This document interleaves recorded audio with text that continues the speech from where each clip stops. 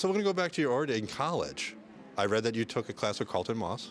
You know Carlton Moss? I read you took a class with him, and that inspired you. What was about that class that inspired you to go into, filmmaking? The class was called The Image of the Black Man in Cinematography, and it was at Fisk University. And Carlton Moss would bring films down there to show us. One day he looked at my still photographs and said I was a cinematographer. I didn't even know what a cinematographer was then. And he introduced me to Usman Sambini, the father of African cinema. And they come by my apartment, knock on my door early in the morning, and Carlton says, show him your pictures. And Usman said the same thing. There was a company called Dove Films, owned by Cal and Roz Bernstein. They were friends of Carlton's.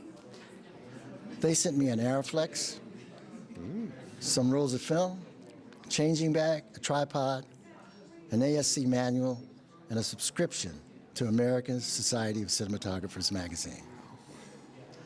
And then it started.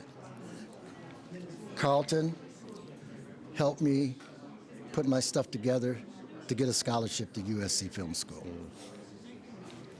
And now, one of your early work was a Richard Pryor film. What was the experience working on that? Well, I was only a camera operator on it. And it was a little weird because they said, don't make eye contact with Richard. That's not the first time I worked with a celebrity and they said, don't make eye contact with him. I worked with Diana Ross. They said, don't make contact with Diana Ross. And she comes in the building talking about, hey, baby, how's everybody? Who's going to take my picture?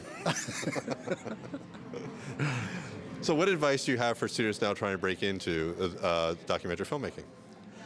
Well, all of us are the sum total of all our experience, all the events that ever happened in our lives. And those events shape the way we see things. So I would tell them to trust how they see, trust that they have a voice, and their voice can be told with pictures.